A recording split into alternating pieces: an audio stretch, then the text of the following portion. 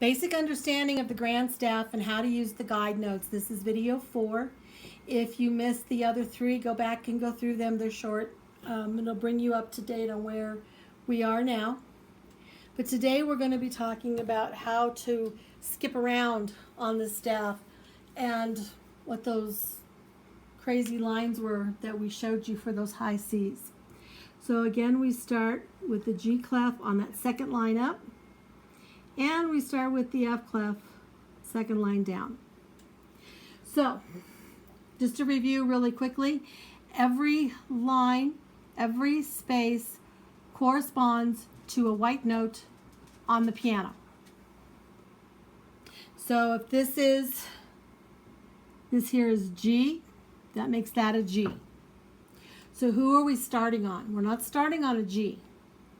So here, to figure out your starting note, you have to think backwards in your alphabet, and you have to think to the left of G on the piano.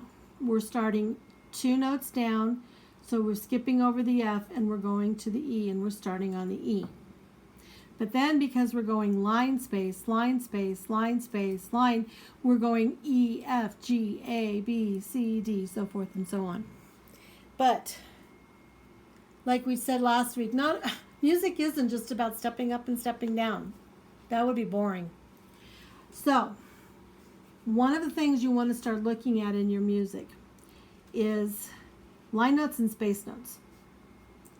So when you go from a line note to a space note to a line note to a space note, that's stepping. So line note to space note to line note to space note, stepping.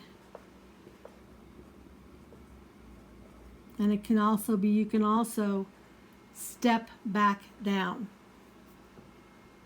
Okay?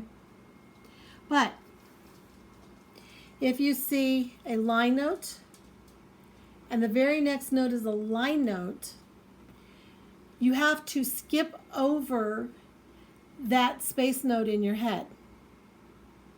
So we started on E. This right here is a note. It corresponds to a note on the piano. That would be where F would go.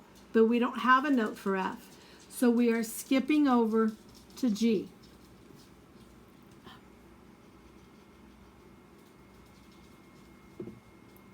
Same thing with going from a space note to a space note, skipping that line.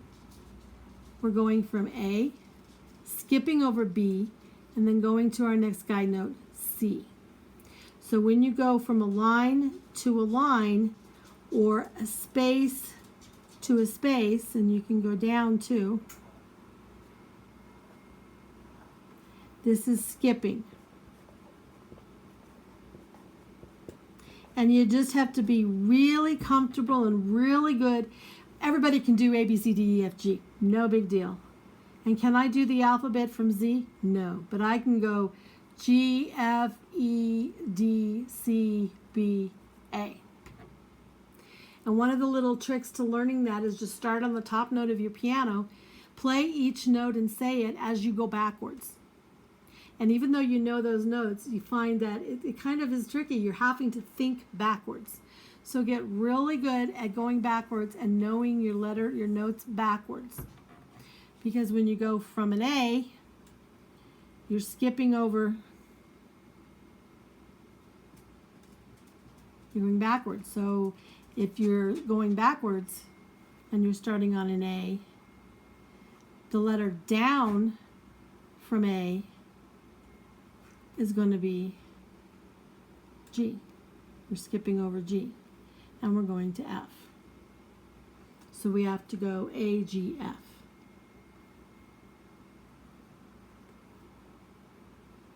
Okay? So you have to think backwards. You have to be able to move your hand backwards, going down to the low notes, but you're still reading left to right. Now, do we just do skips? After how you look in music, you know absolutely we don't just do skipping. We can do, they're called intervals. We go all over the place. And so what you might have to do, if it's more advanced music, you've got your G, and they give you this note. Oh no, that's an easy one. They give you this note. You have two options. You can go G, A, B, C, D. That's a little bit harder. It gives you room for more mistakes, but if you think this is your guide note C, so we're at G, who's the closest guide note to him? So that would be C. That note is D. This takes practice. I know that. And that's why when you're learning your pieces, the best thing to do is to simply practice. Last thing really quickly is that we can expand above and below our staff. And even in the middle. And when we add lines above or below the staff, those are called ledger lines. Yes. All right? So you've got ledger lines that go above and go below, and they count as notes. So this would be a note. This space would be a note. The note on that line would be a line. See, it gets really compact. See if I can spread it out a little bit for you. So this would be a note. This would be a note. This would be a note. This would be a note. And this would be a note. They're all letters on the piano. So again, to help us read above and below the staff, we burn into our brain our C's. So if this is a C,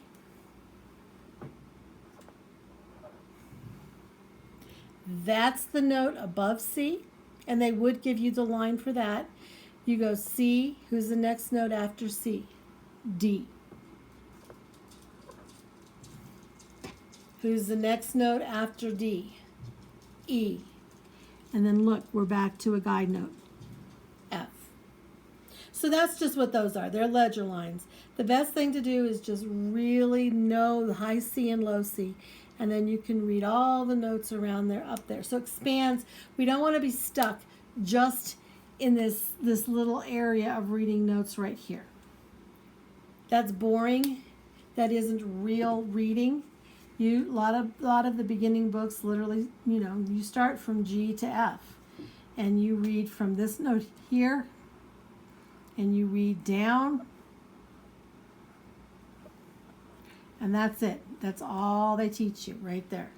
Well, look how much more staff there is than just those notes right there.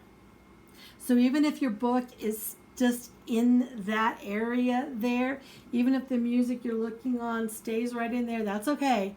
But expand your thinking, expand when you're looking at the music. Work on your guide notes. Try to find either music that has notes that reach beyond it, or even you can get staff paper and you can write out notes and you can figure it out. It just takes time, and it takes practice, and it takes doing it over and over and over. But when you finally master it, when we get good at it, we're always striving to be better. So it just opens up a whole world of music that you can play. You're not stuck with just the beginning music or the music that has little tricks or whatever to reading the notes. You also, like I said before, never write the letter names in, because besides the fact it becomes a crutch and you never will ever be able to read. If I write this F in here, and then this F in here, but I'm really just reading the Fs, I'm not really paying attention to the notes, how do I know where to play them? And what I have found when people transfer into my studio and have done that, that's exactly it. They don't think of it as being a different F. They'll literally play the same note because it's just F. They don't know where that F is. Well, that's not music. This is this note. This is this note. Then the F here.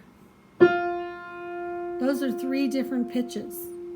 They are not letters, they're pitches, they're sounds of music. So we focus on learning what those dots mean. It seems overwhelming at the beginning, but with practice, I know because I've taught for almost 40 years. I know you can learn it. So that concludes this little series of basic understanding of the grant staff and how to use guide notes. And if you'd like more, I'll do more. Just like and subscribe so you don't miss the next series. Thank you. Bye.